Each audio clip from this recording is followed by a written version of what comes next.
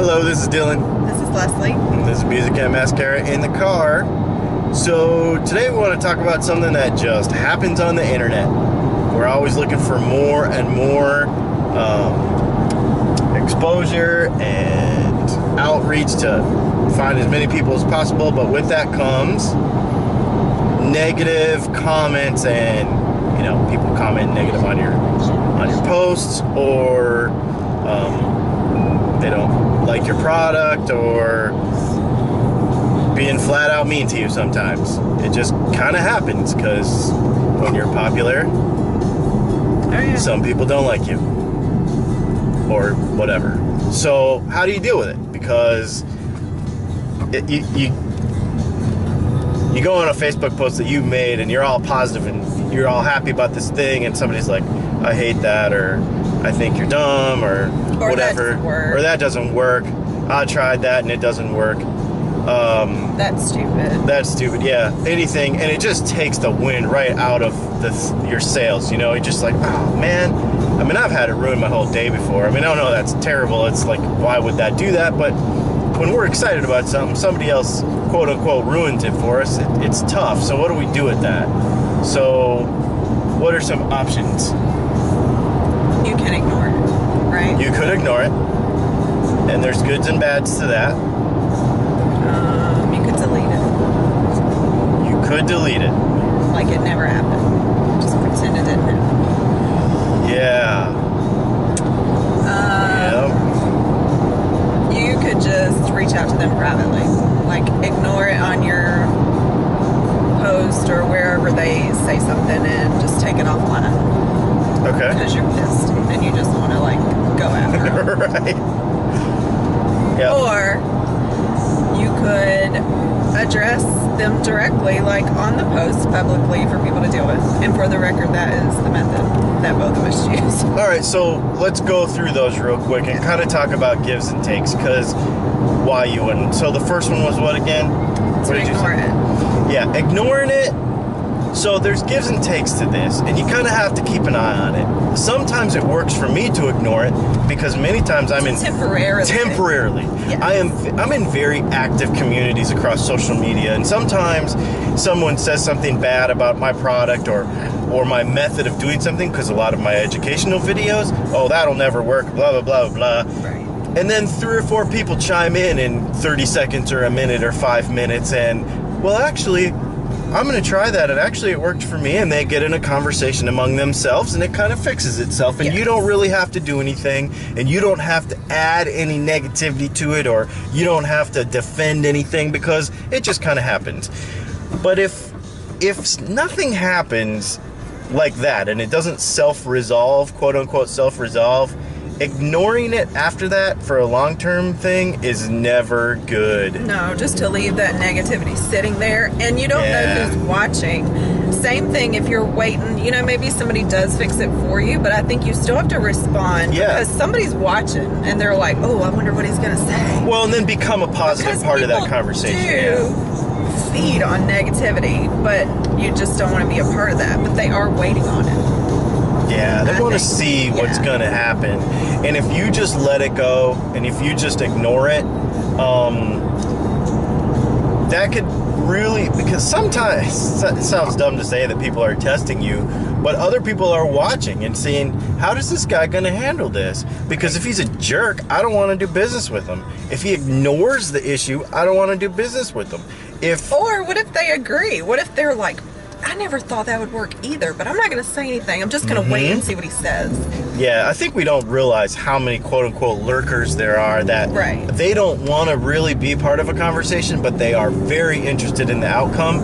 And those people that you never see or hear names are potential customers and clients, even though you don't even know they're there. Yep. So that's a tough one. Don't ever totally ignore it. So let's talk about if we're not going to ignore it. Then number 2 is... number 2 was to delete it. And that's just crazy. Yeah, don't ever do that. That's just going to instigate whoever is trying to reach out to you. Deleting it makes you look guilty of whatever they're accusing you of. Somebody, even if they're coming across as negative, maybe that's their way of asking. Who knows? Yeah, we don't know their... And Facebook posts and social media posts never really come across in the spirit probably that the person intends it. So, yeah, just being like, okay, I'm out of here. Forget this. If I ever said anything, man, there's going to be a lot more people that notice that than don't. So don't ever delete something. Yeah, and because it could be totally innocent, and then they're going to be talking to somebody, and they're going to be like, man, I tried to talk to that person one time, and I asked a question or posted my thoughts, and they ignored me or deleted my comment. You don't want that. Yeah, that's not cool. So I would never ever delete anything.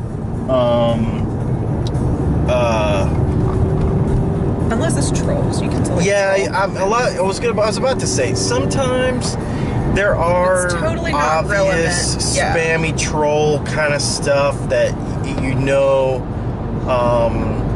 and there have been cases. I have had limited cases.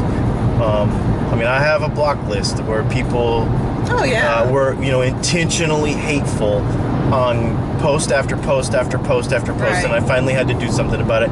But in the years that I've been involved in social media and business, I bet that list is 4 names long. We're not talking that this happens all the time, and that is not a way that you normally handle that. That's very needle in the haystack kind of method. So the third method, because we're not going to delete it, we're probably going to deal with it somehow. What is the third method? The third one was to just handle it offline, which essentially means you're either deleting or ignoring the original post. So we've already said that's probably not a great idea. So directly handling it offline, I would not use as a first method. Not as a first method, no. So if we can get into the fourth method, which is you have to address it.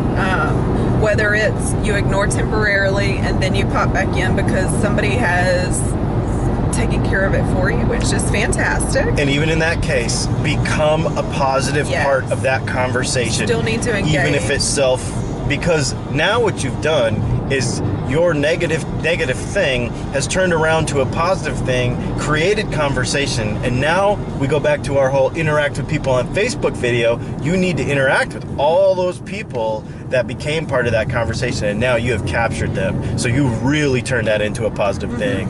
So always be part of that positive conversation. Right. And so you want to respond. I think both of our method a lot of times is to ask questions, because we're saying tone and intent cannot necessarily be interpreted via text, Facebook, social media kind of environment. And if you assume good, let's assume they're not lashing out at you, they're not complaining. Somebody reaches out to me and they're like, oh, I hate that product, I tried it before, it doesn't work. And I always ask, like, why do you think it didn't work? What didn't work for you? Did you use it properly? Did you get instructions? Did you follow the because every single customer that I've had that claims they were dissatisfied with something, even if it wasn't my customer, they just came across me down the road after they utilized somebody else's services, it's been misuse every time. So yeah, they might think they hate the product, but once you started asking the questions and understand what they were really trying to communicate to you, it was a problem that you could solve. In my case, a lot of times I'm showing somebody how to do something or giving them a suggestion for a method how to do something, or myth busting, because I do a lot of myth busting. And some people don't agree with me, or they say, no, that's wrong, that doesn't work. And honestly, all I really have to do is say, if that didn't work for you, what are you using in this situation? All you do is broaden the conversation. Just be like, okay, well, bring your idea to the table and let's all talk about it. We don't learn from that either. Absolutely. No, I always pick up little things here and there. I don't claim to know everything. But again, it turns into a positive. And you will find, if you do this correctly, that instead of people, because if you are very defensive and always defending your position, that will give people ammunition to want to do it again, because that's people breed on that negativity stuff, man, and they will almost come back and post on your stuff on purpose just to do it to you sometimes. Right. So if you don't give them that ammunition and just turn things around into a positive, you're gaining followers instead of... And if you believe in what you're doing and what you're selling, you don't have to defend yourself anyway. Absolutely. I mean, even if your response is, you know, that the person has a different opinion, but you stand by what you just shared, that's not wrong either. Nope. No. So the idea is whatever, and we'll talk about this in probably our next video. The idea is whatever contribution you make, even on something that started out negative, just make sure that it's a positive contribution. And that's going to stretch into all of your interactions on social media, and we'll talk about that in a future video, but just think about that part of it. And you want to try resolution for sure, but you know, make sure that it's a positive contribution, and gaining that person as somebody that follows what you do and what you're into as the ultimate goal. It doesn't always work, but a lot of times it doesn't. You don't think it's going to, but it does. Unexpectedly. So anyway, we're gonna work at Starbucks. Yeah, we're gonna work at Starbucks this afternoon. So my name is Dylan. This is Leslie. And this is Music and Mascara. So hopefully that helped you out. Check us out at musicandmascara.com and subscribe to these videos because they're good. And that's that. Y'all have a great day.